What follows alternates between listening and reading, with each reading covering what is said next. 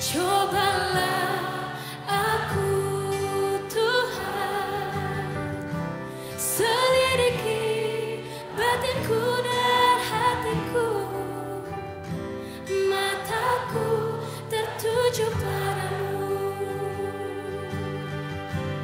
Aku cinta padamu Tuhan, aku rindu hadiratmu Tuhan, aku ingin selalu dekat padamu, menikmati kehadiranmu. Ku nyanyi Hosana bagi Rajaku yang duduk di tahta. Aku muliakan dan ku agungkan.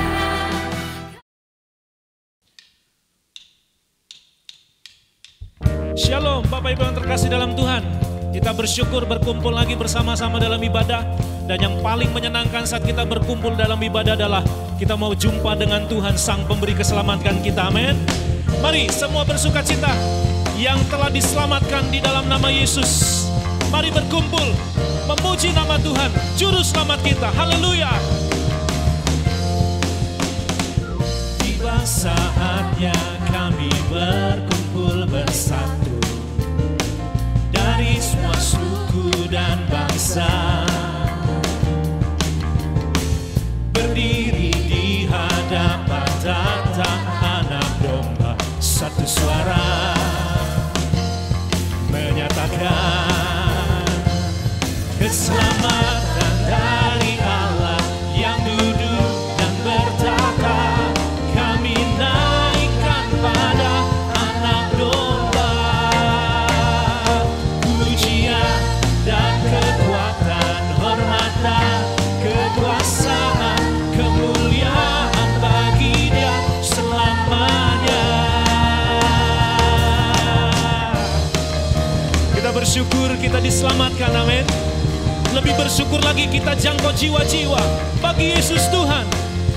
Yuk semua lagi katakan, tiba saatnya kami berkumpul bersatu. Dari mana? Yes, setiap suku, setiap bangsa untuk Yesus Tuhan. Satu suara untuk menyatakan. Yuk semua katakan, keselamatan dari Allah yang duduk dan bertata. Kami naikkan pada Anak Domba, pujian dan kekuatan, hormat dan kekuasaan, kemuliaan bagi Dia selamanya. Keselamatan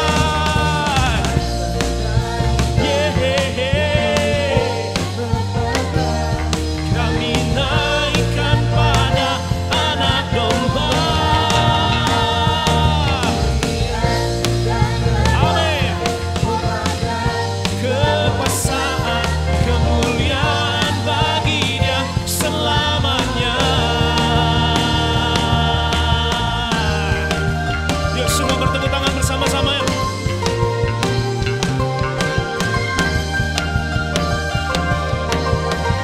Kami bersyukur Tuhan untuk keselamatan yang Kau berikan bagi kami.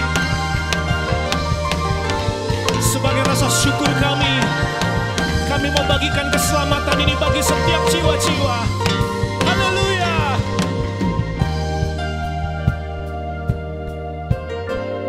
Semua bertepuk tangan di atas kepala kita yuk.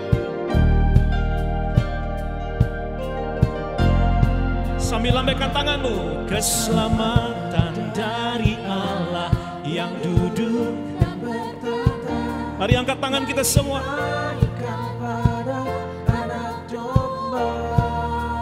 Segala pujian, segala hormat, amin, kemuliaan bagi Dia selamanya. Sekali lagi, keselamatan dari Allah yang duduk dan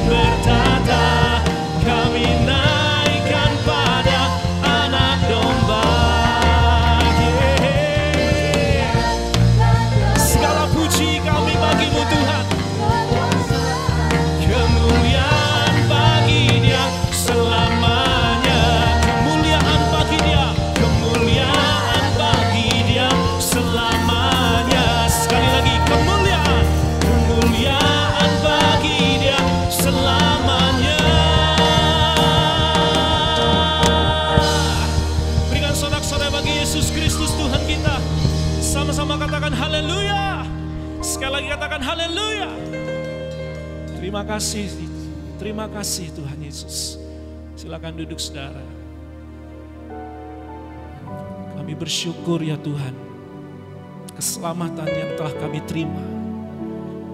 Di dalam nama Yesus Tuhan. Bukan hanya sekedar menyelamatkan kami dari dosa. Sehingga kami memperoleh hidup yang kekal. Tapi keselamatan dalam-Mu Yesus Kristus Tuhan. Lewat darah-Mu yang tercurah. Membuka pintu surga. Sehingga kami bisa berjumpa dengan-Mu. Kami bisa menikmati hadirat-Mu. Kami bisa bertatap muka dengan-Mu. Dan kami bisa menikmati hadirat Tuhan. Jamahan Tuhan. Kuasa Tuhan turun atas kami semua. Terima kasih Bapa.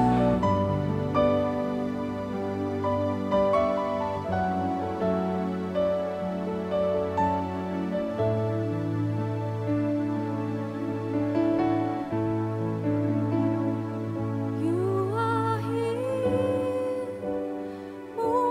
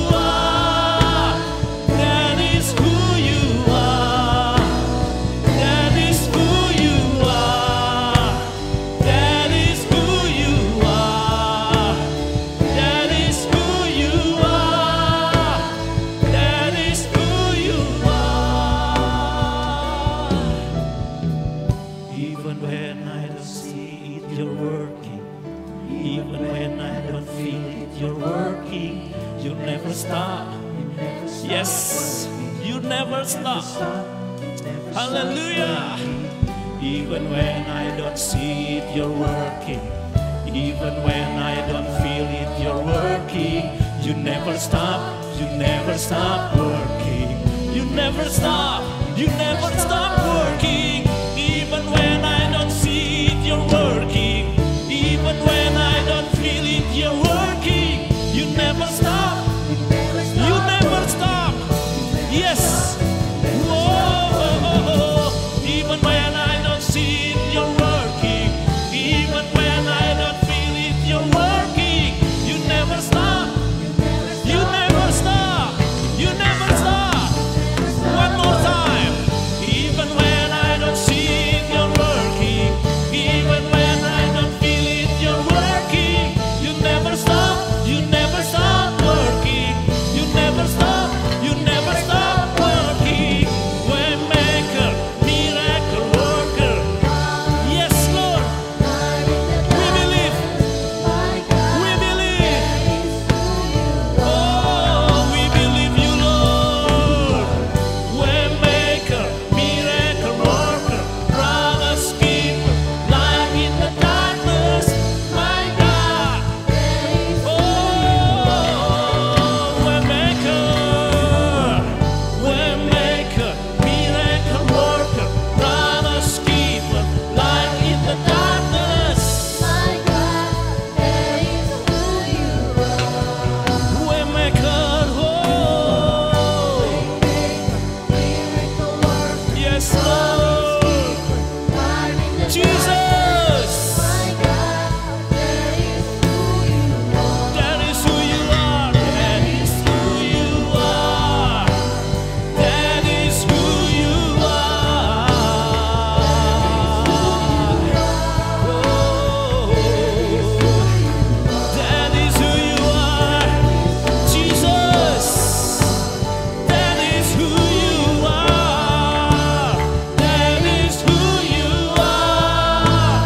That is who you are.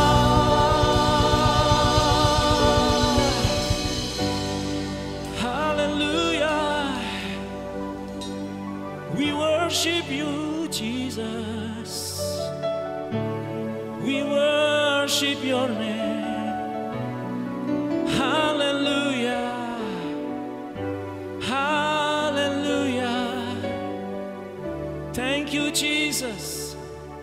Thank you, Jesus. Oh, kami percaya mujizat-Mu masih terjadi. Kami percaya kuasa-Mu pasti terjadi. Oh, kami percaya Tuhan bekerja, mendatangkan kebaikan, mendatangkan kemuliaan, mendatangkan keselamatan, mendatangkan pemulihan, mendatangkan kesembuhan, mendatangkan kebaikan, mendatangkan pertolongan bagi kami semua. Haleluya.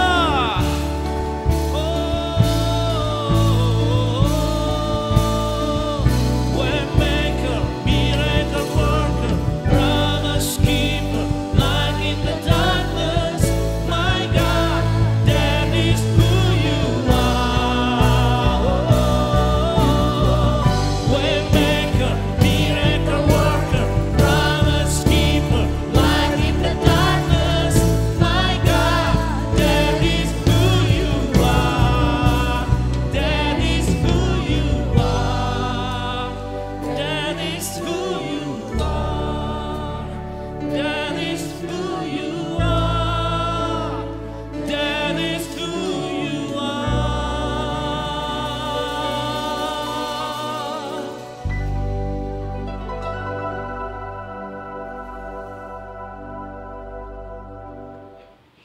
Shalom saudaraku, senang masih bisa berjumpa dengan saudara pada hari Minggu ini, ibadah umum bersama dengan saudara dalam ibadah online. Bersabar kita menanti karya pemerintah untuk menemukan vaksin. Kita terus berjuang, kita terus berdoa. ya kita terus semangat mengikuti ibadah. Jadi saya sampaikan kepada saudara, ikuti ibadah gereja kita secara baik, secara setia, saudara. Tiap-tiap minggu jam 10 pagi, ya. Sudah itu Anda boleh ikut kegiatan-kegiatan lain setelah ibadah bersama-sama. Saya berterima kasih kepada saudara yang masih setia mengikuti ibadah secara online dari gereja kita, GBI Kasih Kristus. Yang kedua, saudaraku, saudara yang belajar homiletik, ayo tetap semangat. Setiap minggu ada pelajaran bagaimana membuat khotbah dengan ilmu yang namanya homiletik, diajar oleh Pak Donald jam 7 malam tiap minggu. Yang ketiga, gereja kita tetap mengadakan doa malam 2 minggu sekali. Untuk September ini jatuh pada tanggal 11, tolong dicatat saudara, tanggal 11 September dan tanggal 25 September. Saya berharap Anda suka berdoa. Ya, jadikan doa itu kebutuhan, bukan lagi kemauan. Kebutuhan, saudara. Jadilah pendoa dan memiliki gaya hidup. Doa merupakan kebutuhan saudara.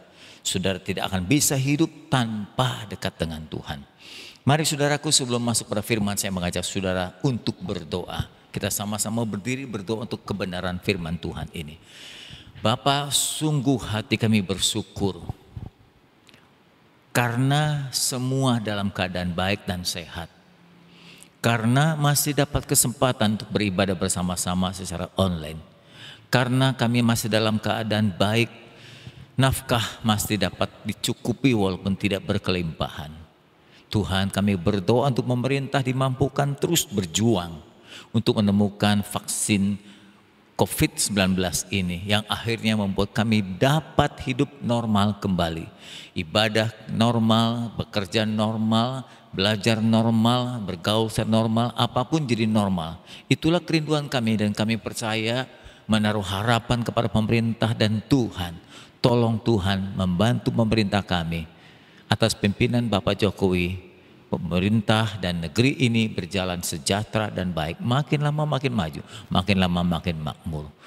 Untuk firman yang kami dengar pada hari ini, kami membuka hati.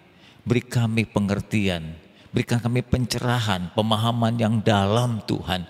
Agar melalui firman yang sederhana, walaupun bahasa yang mudah kami mengerti, namun kami menemukan pesan Tuhan yang dalam bagi kami. Roh Kudus bantu kami wujudkan kerinduan ini. Dalam nama Tuhan Yesus kami berdoa. Amin. Saudaraku, untuk tema firman Tuhan hari ini, saya digerakkan Tuhan untuk menyampaikan tema manusia kosong. Yang artinya manusia itu tidak punya apa-apa dan tidak bisa apa-apa. Saya diengehkan, disadarkan dengan pandemi ini, sungguh siapapun, negara manapun tidak berdaya menghadapi virus corona. Saya juga melihat adanya satu pekerjaan dari tangan Tuhan untuk memurnikan gereja Tuhan. Makin lama Tuhan bergerak untuk membersihkan umatnya, membersihkan gerejanya. Salah satunya supaya umatnya bergantung penuh kepada Tuhan. Kenapa begitu? Karena saya melihat makin majunya negeri ini, makin majunya dunia ini, manusia makin kendor bergantung pada Tuhan, makin jauh dari Tuhan. Sebagai contoh saja, dalam kondisi seperti ini saja, masih banyak jemaat yang tidak suka berdoa. Itu tanda, itu bukti bahwa manusia makin jauh mengandalkan Tuhan. Saudaraku, dengan pandemi ini, Tuhan menyadarkan kita bahwa kita ini tidak ada artinya, tidak ada isinya, tidak bisa berbuat apa-apa. Kita ini memang sungguh kosong. Kita melihat usaha-usaha manusia yang dibina, ya diusahakan, digerakkan bertahun-tahun bahkan berpuluh tahun menjadi perusahaan yang besar. Akhirnya harus mogok dan berhenti dengan virus corona ini. Dari perusahaan yang kecil sampai perusahaan yang besar berhenti, terpaksa harus menghentikan karyawannya, mem-PHK-kan jutaan karyawan. Tidak bisa berproduksi lagi, bisa produksi, tidak bisa menjual. Hebatnya corona ini. Saudaraku, bukan hanya perusahaan, tapi nyawa terus melayang satu demi satu tanpa terhenti. Kita mendapat berita gugurnya tenaga medis dokter ini sudah mencapai angka ke-100. Dan yang terbanyak adalah Jawa Timur dan Jakarta DKI. Menyumbangkan kematian tenaga medis dokter yang ke belasan banyaknya. Dan jumlahnya ke seluruh Indonesia sudah 100. Angka 100 diingatkan betapa banyak pahlawan yang gugur. Mereka yang berjuang untuk menolong umat manusia, menolong rakyat Indonesia yang mengalami tertular virus corona harus jadi korban. Ibu bapak, bukan hanya nyawa yang melayang, tapi saya selalu diingatkan, dengan satu saja Tuhan izinkan virus corona ada di dunia ini, dunia menjadi goncang, seluruh manusia jadi panik, seluruh sisi kehidupan manusia terhenti. Tidak bisa berbuat apa-apa. Seakan-akan berhenti semua mesin yang besar di dunia ini hanya karena satu virus corona. Bisa bayangkan jika Tuhan mengizinkan puluhan virus, Tuhan izinkan musibah, Tuhan izinkan malapetaka terjadi berbarengan. Dan itu saya perkirakan terjadi sebelum Tuhan datang untuk kedua kalinya. Dan betapa hebatnya bencana itu, saudaraku. Mari dari sekarang sadari, mumpung kita masih sehat, sadari bahwa manusia tanpa Tuhan tidak bisa berbuat apa-apa dan tidak punya apa-apa. Itu sebabnya Ayub mengatakan dalam pasal 1 ayat 21, Ayub menuliskan untuk mengingatkan kita, dengan telanjang, dengan kosong aku keluar dari rahim, yaitu dari kandungan ibuku, dan dengan kosong, dengan telanjang aku kembali ke dalamnya. Tuhan yang memberi nyawa, Tuhan yang memberi kehidupan, Tuhan yang mengambil. Terpujilah nama Tuhan. Kalau itu seorang manusia, sekarang Allah sendiri yang menjadi manusia. Yesus yang dalam rupa Allah, dalam Filipi pasal 2 ayat 6 dan 7 mengatakan, tidak menganggap setara dengan Allah sebagai milik yang harus dipertahankan. Jadi Yesus itu setara dengan Allah, dan Yesus itu adalah Allah. Melainkan dia telah mengosongkan dirinya dan mengambil rupa menjadi hamba, menjadi sama dengan manusia. Menjadi manusia, Yesus harus mengosongkan dirinya. Menjadi manusia harus kembali kepada kodrat manusia, yaitu manusia kosong, manusia telanjang, manusia yang tidak punya apa-apa dan tidak bisa apa-apa. Anda melihat bayi yang baru lahir, tangannya kosong, ya, segala yang di tubuhnya pun kosong, dalam keadaan telanjang. Dia datang dalam keadaan telanjang, nanti kita pun pulang setelah tua juga dalam keadaan telanjang. Saya ingin mengambil contoh dari kitab Ayub. Ayub dalam pasal pertama ayat 1 sampai ke 4 dikatakan, seorang laki-laki, dia tinggal di Uz. Ayub itu saleh, Ayub itu jujur, ia takut akan Allah. Dia selalu menjauhi kejahatan. Dan dia dikaruniakan Tuhan 7 anak laki-laki, 3 anak perempuan, berarti 10 anaknya. Dan bukan cuma 10 anak. Ia memiliki 7.000 ekor kambing domba, 3.000 ekor onta, 500 pasang lembu, berarti 1.000 lembu, 500 keledai betina, dan budak-budak dalam jumlah yang sangat besar, sangat banyak. Sehingga Ayub itu menjadi orang terkaya dari semua orang di sebelahan timur itu. Anaknya yang laki-laki biasa mengadakan pesta, dan masing-masing untuk giliran ketika saudara perempuan mereka diundang untuk makan minum, dan seterusnya. Keluarga ini menurut saya adalah keluarga yang sangat berbahagia. Keluarga yang lengkap, 10 anak, Ayub kaya raya, keluarganya bahagia, Ayub saleh dan jujur, ya. Dan ini merupakan keluarga yang sejahtera sekali pada zaman itu. Tapi musibah datang, saudaraku. Ternyata milik Ayub dari mulai anaknya, hartanya sampai kesehatannya dibersihkan oleh sebuah musibah. Kalau Anda melihat lebih jauh, dirancang oleh setan melalui satu musibah, Tuhan mengizinkannya. Dalam pasal 1 ayat 13, pada suatu hari ketika anaknya laki-laki dan perempuan makan minum tadi yang diundang dalam rumah saudaranya, atau rumah saudari-saudarinya, anak-anak Ayub, di rumah mereka yang sulung, datang pesuruh kepada Ayub dan berkata, sedang lembu sapi membajak keledai betina makan rumput di sebelahnya, datanglah orang Seba menyerang dan merampas serta memukul penjaga atau pegawai Ayub dengan pedang. Hanya aku sendiri luput sehingga dapat memberitakan hal ini kepada tuanku Ayub. Sementara orang berbicara yang satu, datang lagi yang lain. Api telah menyambar dari langit dan membakar serta memakan habis kambing domba dan penjaga-penjaganya. Hanya aku sendiri luput sehingga dapat memberitakan hal ini kepada tuanku.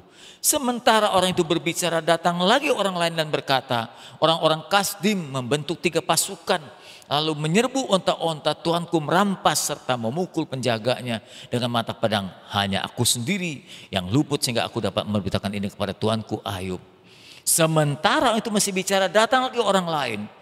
Anak-anak tuanku yang 10 itu, laki-laki dan perempuan, sedang makan minum di rumah saudara yang paling sulung itu. Tiba-tiba angin datang, bertiup dengan besar, ya, lalu diseberang dari padang gurun itu dan merobohkan rumah mereka. Dari 4 penjuru akhirnya rumah itu roboh menimpa anak-anak tuanku, sehingga mereka semua mati. Hanya aku sendiri yang selamat sehingga aku dapat memberitakan hal itu. Satu malapetaka yang luar biasa, saudaraku.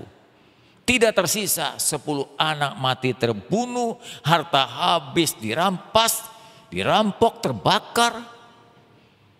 Dan esok harinya ya, Ayub mengalami penyakit yang luar biasa. Lalu bagaimana sikap Ayub? Kita membaca dalam ayat 20-22, lihat sikap Ayub. Maka berdirilah Ayub setelah merasakan musibah yang sangat dahsyat itu. Dia mengoyakkan jubahnya, mencukur kepalanya, dia sujud menyembah Tuhan. Katanya, nah ini kesadaran telanjangnya Ayub, kesadaran kosongnya Ayub sebagai manusia. Dia berkata, dengan telanjang aku keluar dari kandungan ibuku, dengan telanjang aku juga kembali nanti keribaannya. Tuhan yang memberi seluruh itu, anak, harta, benda, Tuhan juga yang berhak untuk mengambilnya. Dia tidak mencela Tuhan, dia tidak mengutuk Tuhan, tapi dia berkata, tetap terpujilah nama Tuhan. Dalam semua peristiwa itu, berbulan-bulan, mungkin beberapa waktu lamanya, Ayub tidak berbuat dosa dengan mulutnya dan tidak menuduh Allah berbuat curang, berbuat yang kurang patut kepada Ayub. Sungguh luar biasa sikap Ayub ini. Menyadarkan kita betapa hebat dan kayanya seorang menjadi konglomerat. Tetap saja ia adalah kosong, manusia yang telanjang. Dalam Filipi pasal 2 ayat 6 dan 7 dijelaskan bagaimana penjelmaan atau inkarnasinya Tuhan menjadi manusia. Katakan dalam ayat 6 dan 7. Dan walaupun dalam rupa Allah, tidak menganggap Yesus setara dengan Allah sebagai milik yang harus dipertahankan. Walaupun dia Allah, dia tidak mempertahankan karena dia ingin menjadi manusia menyelamatkan kita. Melainkan telah mengosongkan dirinya. Untuk jadi manusia ia harus mengosongkan dirinya. Dan mengambil rupa sebagai seorang hamba dan menjadi sama dengan kita manusia. Allah, Yesus namanya, Allah yang tinggal di surga. Yesus itu bukan tinggal di dunia, saudara-saudaraku. Awalnya dia adalah Allah firman, Allah sabda, Allah kalam. Tinggal di surga, disembah malaikat-malaikat dalam kesempurnaan. Dialah yang menciptakan semesta alam ini bersama Bapa dan Roh Kudus. Dan dia mengambil inisiatif karena cintanya, kasihnya kepada kita. Di saat manusia tidak bisa menebus dosanya, dia melihat manusia tidak berdaya, memang tidak bisa berbuat apa-apa. Dia harus turun menggantikan perbuatan manusia. Dia menggantikan penebusan. Dia mengambil dosa kita sekalian. Dia harus menjadi manusia. Ketika Allah menjadi manusia di dalam Yesus Kristus, maka Yesus harus mengosongkan. Jadi artinya memang manusia itu kosong. Kalau dia jadi hal lain, mungkin tidak kosong. Jadi manusia kosong karena memang manusia dilahirkan dalam keadaan kosong. Waktu Adam diciptakan dalam keadaan kosong, hanya tanah liat saja. Waktu Hawa diciptakan juga dari tulangnya Adam adalah asalnya kosong. Yang melepaskan, Yesus melepaskan atribut kealahannya, mengosongkan dirinya menjadi manusia. Dia menjadi hamba untuk taat merendahkan dirinya sampai mati di kayu salib. Itulah bukti bahwa manusia itu kosong. Sampai Allah pun ingin jadi manusia harus dalam keadaan kosong. Saudaraku, manusia seringkali lupa diri. Kalau sudah memiliki sesuatu, cenderung manusia itu merasa punya, penuh, padat, hebat, berkuasa, kuat, dan tidak mau bergantung pada Tuhan. Kalau saudara lihat di kota-kota besar seperti Jakarta, Tokyo, dan kota-kota lain yang lain seperti Singapura, ya, Taipei, manusia itu sibuk sekali lalu lalang untuk mencari nafkah. Dia tidak mencari Tuhan, tapi mencari nafkah. Waktu mencari nafkah jauh lebih lama, 8-10 jam, kadang-kadang sampai 12 jam. Saya pernah tinggal di Taiwan selama kurang lebih 1 bulan mengabarkan Injil.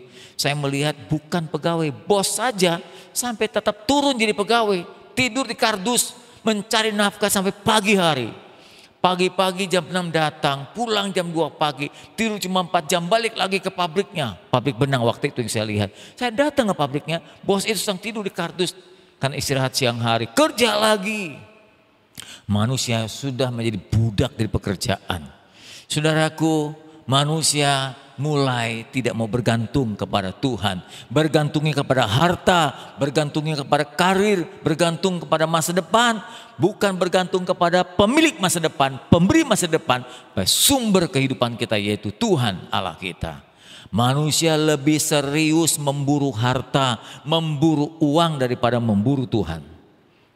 Bukti, kalau suruh cari kerja, pasti mau sampai jam berapapun dilemburkan, oke saja. Tapi suruh doa nanti kalau sempat. Bukan menyempatkan waktu, bukan mencari Tuhan. Menyedihkan saudara, bukan sudah harus jadi pendeta, tapi kita ini manusia. Binatang saja masih mencari Tuhan penciptanya. Apalagi kita yang diciptakan segambar serupa harus mencari pencipta kita. Kita lebih banyak membutuhkan internet daripada membutuhkan Tuhan. Tiap kali saya kalau mengajak anak-anak nih waktu masih remaja, saya bilang ini ada pemandangan bagus nih, mau nggak kita ke sana? Tahu yang ditanyakan? Bukan ditanyakan bagaimana pemandangannya, hewan-hewan di sana, gunungnya enggak, ada internet. Yang ditanya di internet, saya berkata kepada dia, papa nggak jamin ini desa, ini kampung, apalagi kalau saya mengadakan misi, anak-anak kalau diajak ada internet nggak di sana? Sebab apa? Kerjaan papa kan. Papa punya kerjaan bisa membosankan buat saya. Saya tinggal di rumah di kampung itu ada internet nggak? Yang ditanya internet.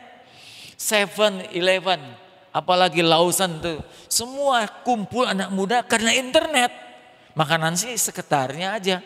Internet jauh lebih penting internet daripada Tuhan. Jadi lebih penting hubungan sesama karena internet daripada hubungan dengan Tuhan. Saudaraku, dengan corona ini Donald berkata bahwa hampir semua hubungan bisa putus. Tapi hubungan dengan Tuhan tidak bisa putus. Karena Tuhan tidak bisa tertular dengan corona. Hubungan kita tidak bisa dirusak dengan corona. Hubungan kita dengan Tuhan tetap berjalan.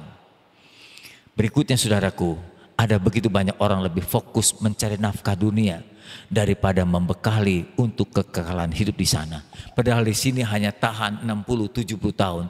Di sana hidup untuk bermiliar-miliar tahun. Harusnya kita lebih banyak membekali diri sekarang ini. Karena kehidupan sekarang ini adalah bekal untuk kehidupan di seberang sana. Sangat disayangkan manusia tidak menyadari kalau dirinya itu kosong. Lalu Tuhan coba untuk menyadari manusia.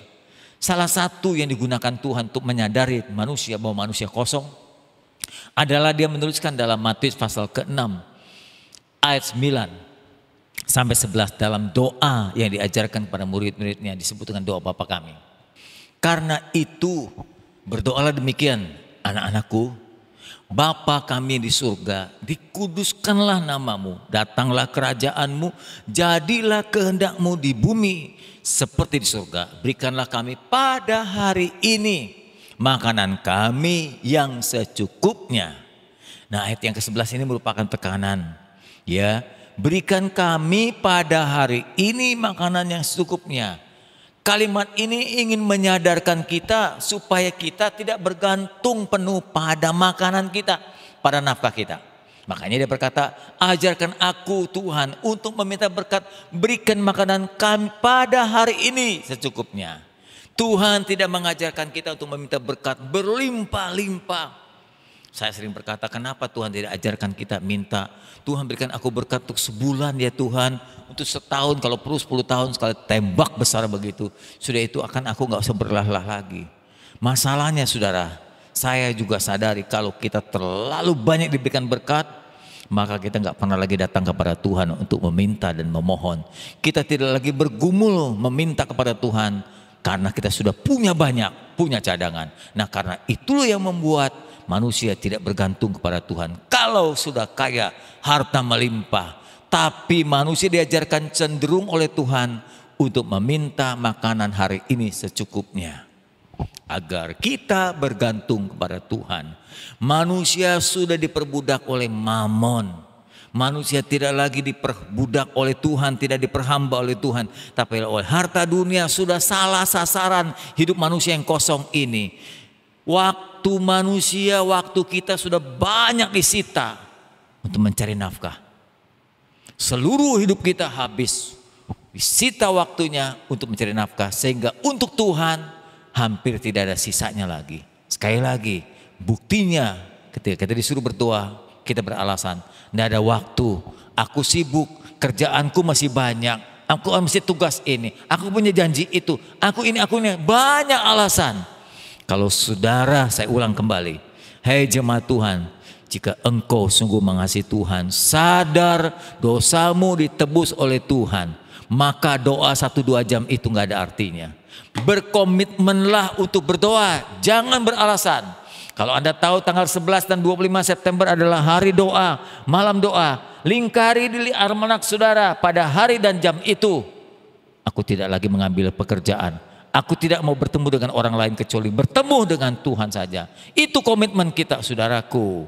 Ya sudah waktunya kosong, hidup kosong, masih sombong meninggalkan Tuhan. Diberikannya kata Tuhan, berikan aku makanan pada hari ini secukupnya. Untuk apa? Untuk mengajarkan dan membimbing kita agar yang pertama, supaya kita datang tiap hari kepada Tuhan. Akhirnya kita bergantung sepenuh kepada Tuhan. Kita sering berkata, kalau tidak ada Tuhan, aku nggak punya nyawa. Kalau aku nggak punya Tuhan, aku nggak punya nafkah. Kalau nggak ada Tuhan, nggak ada yang bimbing aku dan memberkati pekerjaanku. Jangan merasa Anda hebat, Anda punya karir bagus, Anda mudah mencari nafkah. Kalau Tuhan tidak kasih kesehatan 1 menit pun Anda tidak bisa bergerak. Sebab itu Tuhan pernah berkata kepada umatnya Israel, Tuhanlah yang memberi kekuatan kesehatan. Dengan kekuatan kesehatan itu aku mencari kekayaan, aku memperoleh nafkahku. Jangan lupa, itulah sebabnya Tuhan mengajarkan berikan aku makanan pada hari secukupnya, supaya tiap hari kita datang kepada Tuhan. Yang kedua, agar kita mendapatkan berkat yang segar tiap hari. Kalau saya beli sesuatu, saya tahu dulu mama saya tukang pisang goreng, tukang kueku. Kalau saya beli saya beli kue gitu ya, kueku, pisang goreng, saya lihat, karena saya kan nggak melihat waktu membeli, tapi dibawa pulang melalui online, saya bisa tahu ini pisang goreng ini bekas yang kemarin atau yang baru. Ini saya tahu nih bapau baru atau yang bekas kemarin. Tahu dari mana? Keras kulitnya. Kalau pisang goreng agak kehitaman, ya, itunya apa? Tepungnya. Nah saya tahu karena saya dulu mengerjakan itu saudaraku. Saya selalu berkata minta yang baru. Nah kalau Anda dan saya datang tiap hari kepada Tuhan secukupnya. Hari ini kita makan cukupnya, besok kan habis tuh, datang lagi sama Tuhan minta cukupnya, besok datang lagi minta. Jadi tiap hari kita datang kepada Tuhan dan mendapatkan berkat yang baru. Sama seperti bangsa Israel, tiap kali dia pergi keluar dari tenda mencari mana yang baru dari gurun itu, siang dikit Tuhan bikin lumer, Tuhan besok pagi turunkan lagi. Ya pagi-pagi Tuhan sudah berikan umatnya mana makanan dari sorga, segar tiap hari. Dan yang ketiga, dengan belajar meminta berikan aku makanan pada hari ini secukupnya, ya membuat kita dapat berkat sekaligus dua. Pertama, kita dapat berkat rohani, hubungan dengan Tuhan makin lama makin intim. Makin lama kita makin kenal Dia, makin lama kita makin mengerti apa panggilan Tuhan pada kita. Makin lama kita makin mengerti kehendak Tuhan, makin lama kita tahu tujuan hidup kita. Makin lama kita tahu Tuhan memanggil kita dalam bidang-bidang pekerjaan apa saja karena kita bergaul intim dengan Dia. Saudaraku, kalau kita sudah dekat dengan Dia, sudah intim dengan Dia, sudah kenal dengan Dia, kita akhirnya merasa sungguh tanpa Tuhan kita kosong. Nah, ciri-ciri orang yang sudah sadar dirinya kosong, dirinya telanjang, tidak punya apa-apa, nggak bisa apa-apa. Satu, dia tiap hari bergantung pada Tuhan. Tidak ada hari yang dilewati tanpa menemui Tuhan. Pagi hari ketemu Tuhan, malam hari sebelum tidur ketemu Tuhan. Bergantung terus kepada Tuhan. Yang kedua, mungkin Anda dan saya bisa sibuk karena tambahnya pekerjaan, tambahnya tugas. Tapi dengan makin sibuk, kita harus makin dekat dengan Tuhan. Usahakan, kalau hari biasa ya setengah jam. Tambah kerjaan, tambah lagi 15 menit atau setengah jam lagi. Jadi 1 jam. Khawatir kesibukan pekerjaan saudara membuat saudara jauh dari Tuhan. Jadi makin tambah, resiko begitu. Tiap kali ditambah berkat, tiap kali ditambah pekerjaan, ditambah doa kita. Tambah intim dengan Tuhan. Yang ketiga, ciri orang yang sudah merasa sadar bahwa dirinya kosong dekat dengan Tuhan. Ya, karena dekat dengan Tuhan, kenal dengan Tuhan, kayak apa Tuhan itu, saat terjadi masalah, nah orang itu nggak perlu teriak-teriak lagi minta tolong dalam doa.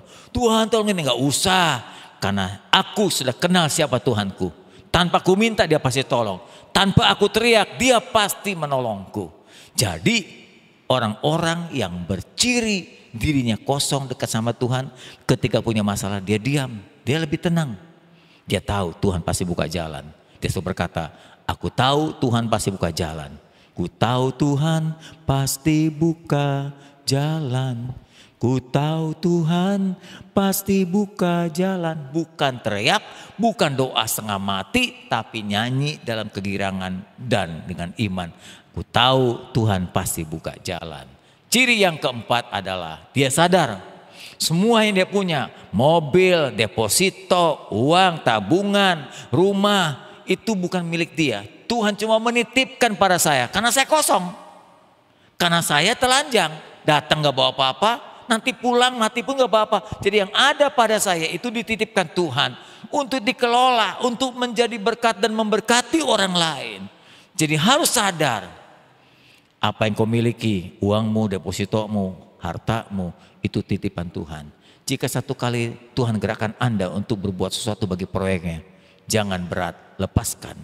Yang kelima, jika, nah ini makin lama makin berat, hidupnya sudah di ujung maut, sudah diupayakan kiri dan kanan, Tuhan akan berkata, sudah selesai ya anakku, kontrakmu di bumi sekian puluh tahun, sudah selesai ya anakku, ya, karena waktumu sudah habis. Anda nggak perlu lagi teriak-teriak dengan Tuhan minta panjang umur.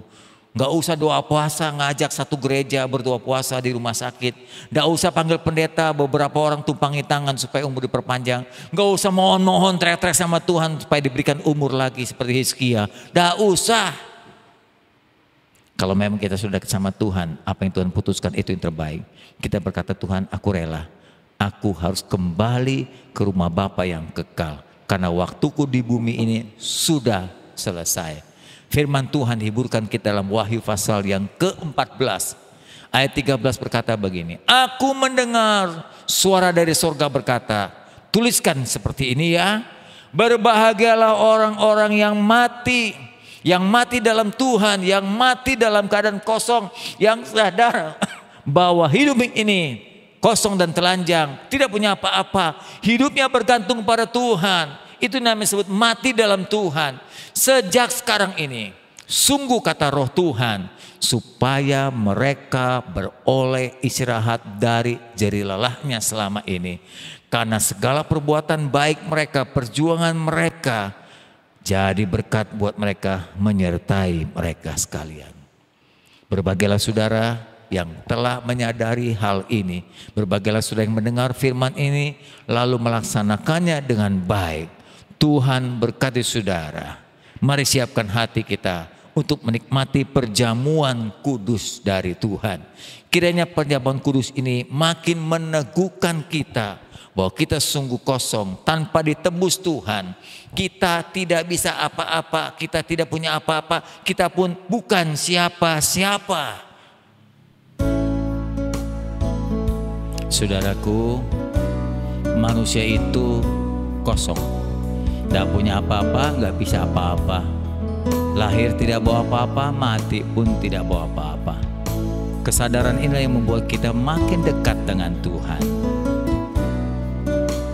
Puji Tuhan.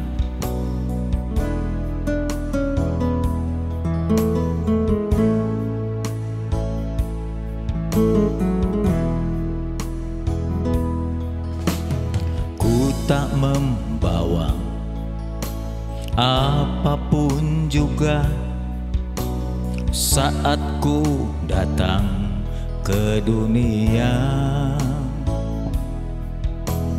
Ku tinggal semua pada akhirnya saat ku kembali ke surga. Inilah yang ku punya, hati sebagai hamba yang mau taat dan setia padamu Bapa. Kemanapun ku bawa, hati yang menyembah dalam roh dan kebenaran sampai selamanya.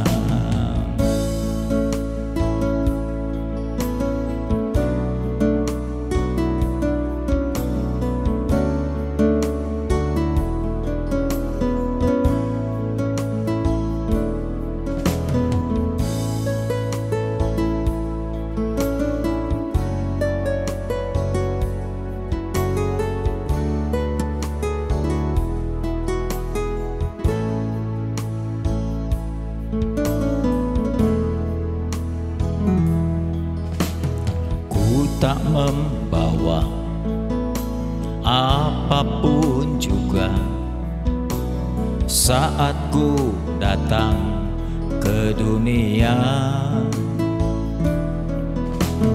Ku tinggal semua pada akhirnya saat ku kembali ke surga.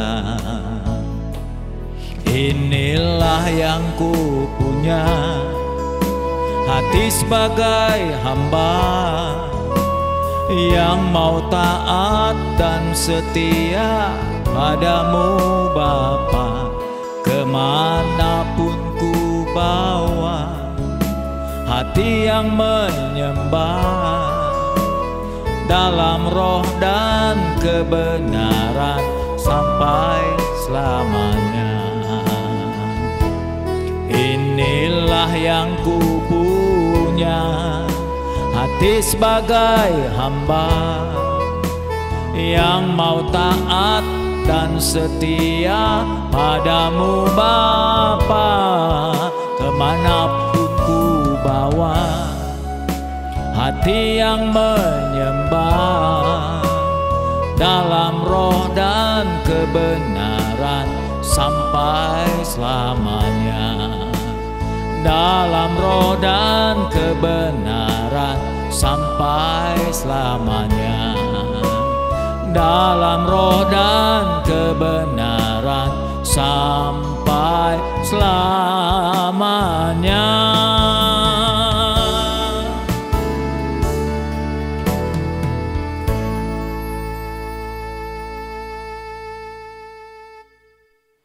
Siapkan diri saudara untuk mengambil roti di tangan kanan dan anggur di tangan kirimu.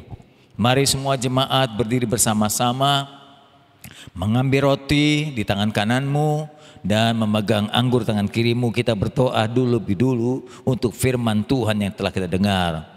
Bapa Surgawi, mungkin Engkau telah menegur kami saat ini. Kami yang selama ini sibuk dengan karir kami, sibuk dengan pekerjaan kami, sibuk dengan tugas kami sampai melupakan pencipta kami. Hubungan kami dengan Tuhan pun sudah makin jauh.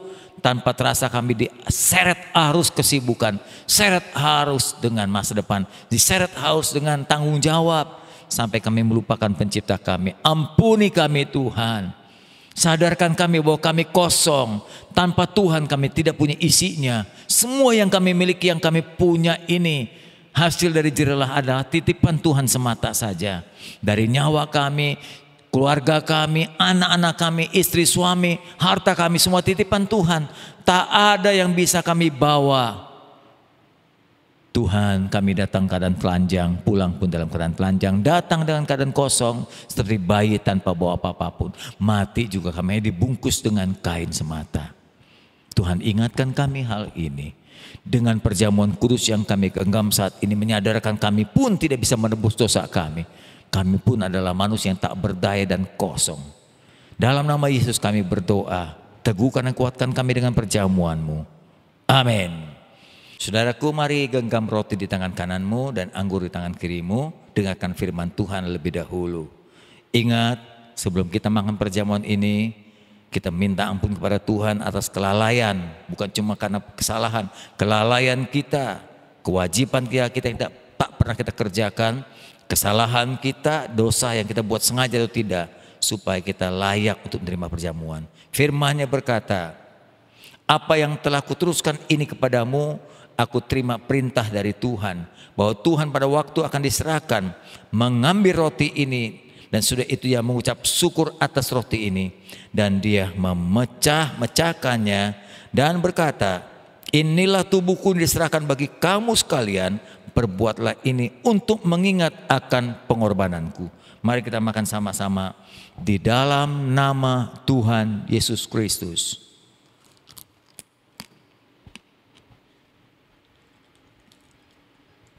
Ambillah cawan, bawalah ke tangan kananmu, dengarkan firman kembali.